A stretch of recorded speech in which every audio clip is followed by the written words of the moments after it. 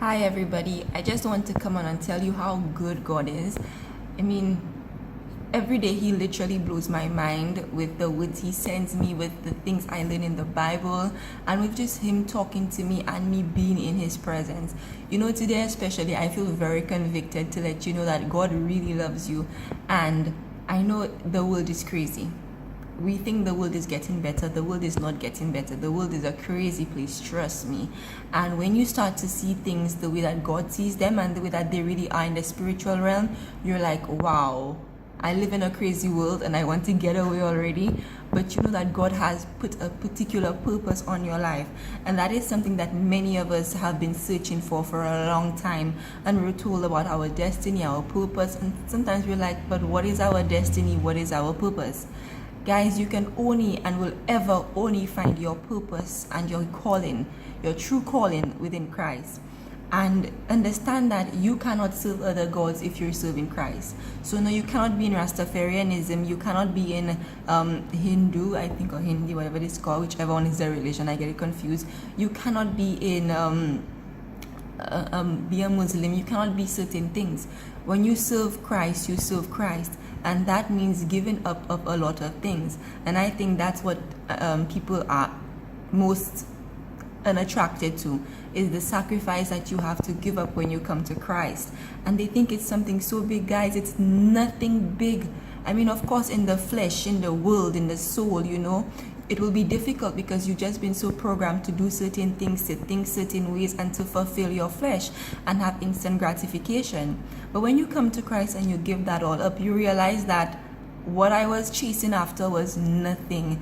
The partying, the drinking, the smoking, the fornication, the different types of sinning, it is nothing, and it was nothing, because in Christ, God wants to give you so much.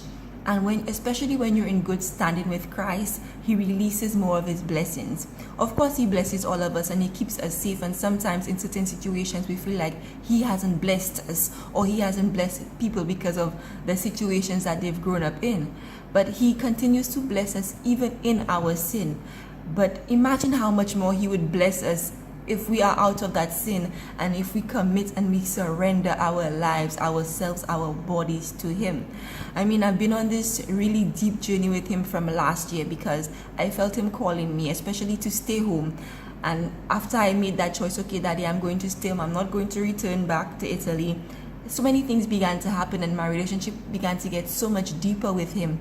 And in those past months, I have grown and excelled much more than I have in the past 25 years that I have been alive. I have discovered part of my purpose, and I'm still discovering it. But most importantly, you start to really reflect some of Christ's characteristics.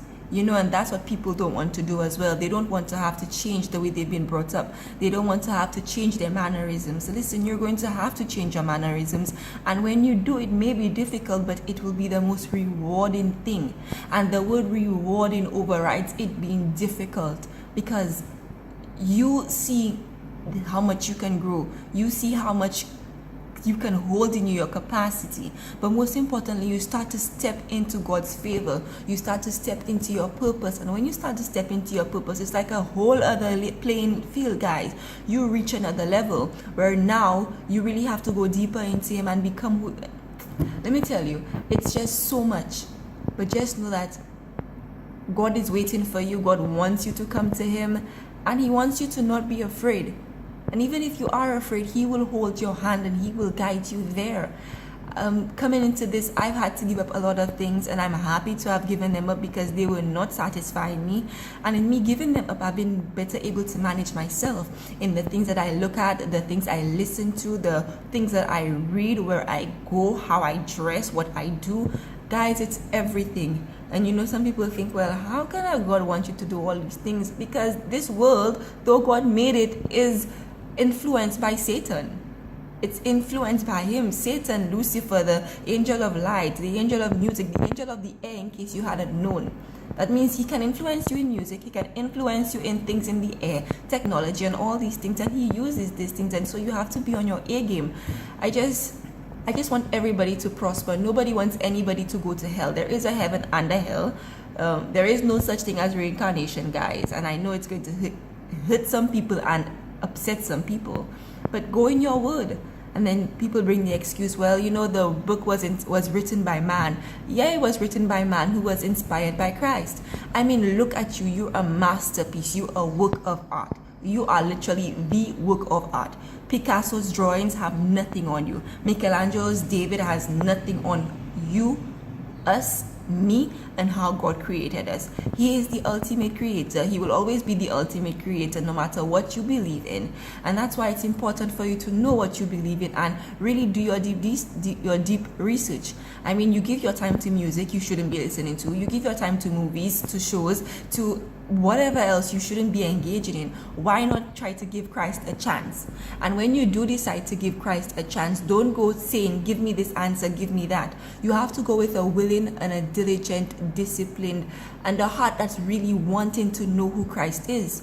Because Christ will only reveal himself to you if you are diligently searching for him. If you're going to come there trying to disprove him, he may not answer you. Because God is not a God of you. God's thoughts are higher, his ways are higher, everything that he does is higher than our thinking, guys. And like I was saying, I just want everybody to prosper. He doesn't want us to be poor. Don't be believing that stupidness either that the devil throws at you. To be in Christ, you must be poor. Where in the book do you see that Christ is poor?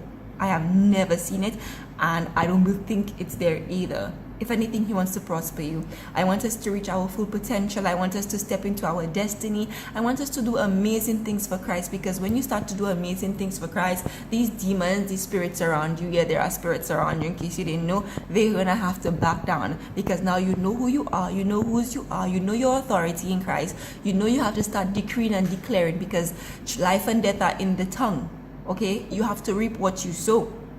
Start speaking things into existence. No, it's not the law of attraction. Nothing to do with Napoleon Hill and all these other people who give self-help books. Your word and your life are in the Bible. And I just pray that you make a choice today or soon rather than later, because I know you don't want to be going to hell. I don't want the people I love and people who I don't even know to be going to hell, because I know heaven is a beautiful place. But I just pray that you give God a chance, because he's given you so many chances. I pray that you start to take him seriously, because when you start to take him seriously, he will take you seriously. From radical obedience, guys, comes radical blessings, and that is the truth. Okay, and things happen at different times in different ways for us, but give him a chance. And if you want certain people who you could go to, follow online, pastors, prophets, prophetess, you can ask me as well, because I follow them and they have been an amazing blessing to me. And if you just want to pray together, we have that option to come. We'll pray together, talk to me. But I just want the best for all of you, and I pray that we can all come together to build Christ's kingdom and his church. I love you all. Bye-bye.